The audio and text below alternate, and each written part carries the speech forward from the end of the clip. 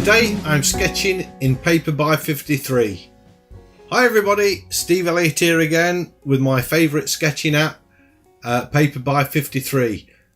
Now today's sketch has actually got a purpose. I took this photo on the left and I've already done a painting of it and it was a complete mess. I spent a full day working on it and I've had to trash it because just anything, whatever could go wrong went wrong with it. It was a really diabolical painting. So I've recorded it. I've got, a lot of about 4 hours of recording done, and I've just put the lot in the bin.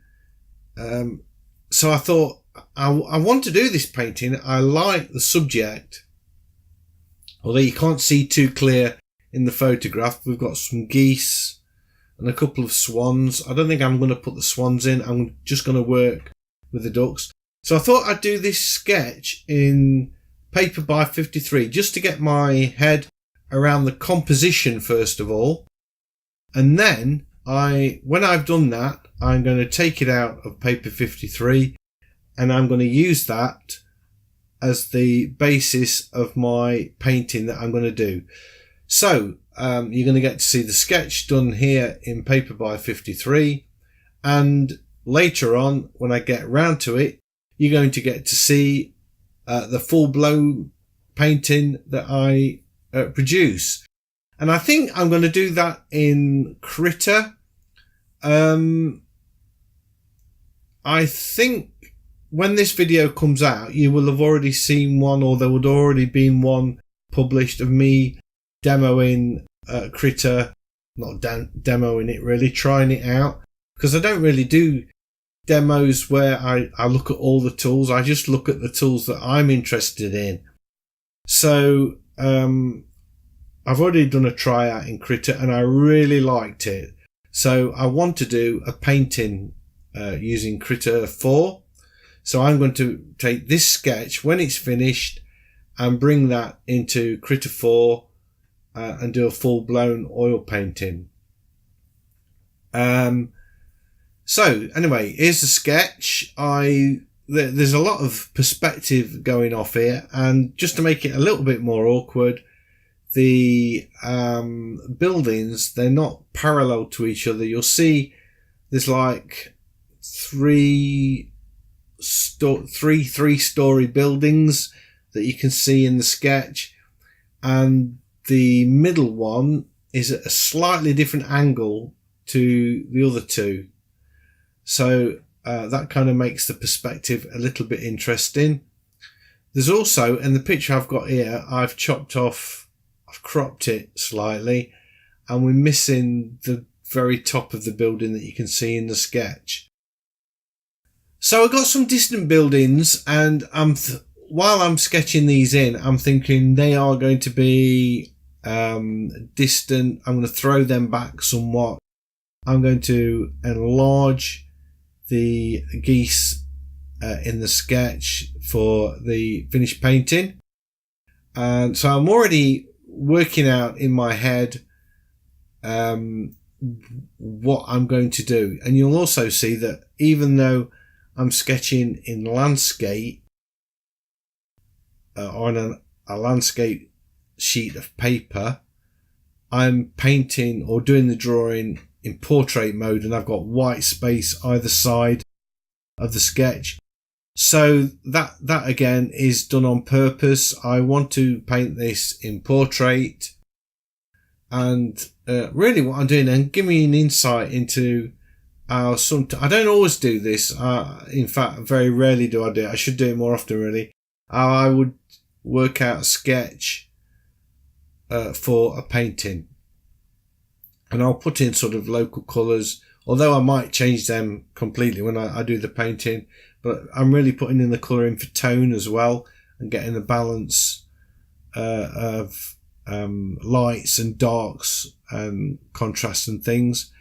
So as you can see, I've made the geese a lot bigger in the sketch than the actual photograph, so they become a central part and easily clearly defined as what they are, not just sort of a little speck. And I'm also interested in that sort of red buoy sign thing in the distance at the sort of top left corner. So I'm intrigued with that. I want to maybe put that into the painting because I think that might add certain interest to the finished piece. So I'm thinking about what I can do with that. So I'm getting sort of really pastel tones on here, nothing too dark to start with, just a general wash. I do like the way paper 53, when you put in the colour wash on, it doesn't disturb the pencil work. That's a nice touch. You don't have to create a new layer to save and preserve the pencil. It just doesn't sort of disturb it, which is really nice. It makes it easy. So I'm just sort of working with a very limited palette. I've chosen about 3 colours off that selection, and I'm just sort of adjusting the tones and the saturation of the colours to colour this in. And you can see I'm not, although the photograph is more orange, I've gone for slightly more red purples, I suppose, although, you know, it doesn't look like purple because they're so desaturated and just pastel colours. I do think maybe at that point in the sketch I've made those sort of doorways a little bit dark because they're sort of overpowering everything, and they're certainly overpowering the geese in the foreground. So that's something I need to be aware of when I do the finished painting.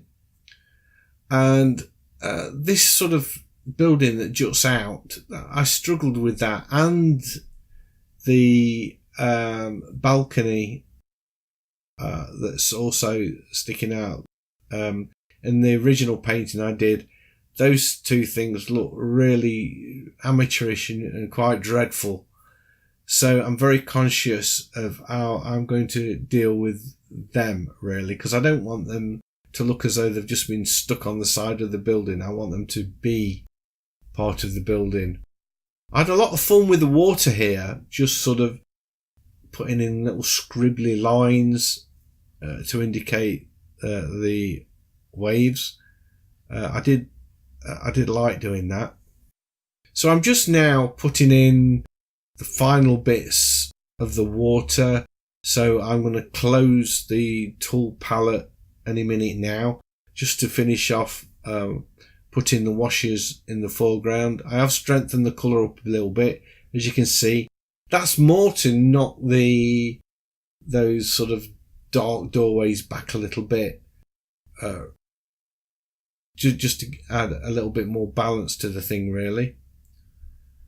So there, that is a very quick sketch. That's took me about, I don't know, 45 minutes. So it is speeded up here quite a lot.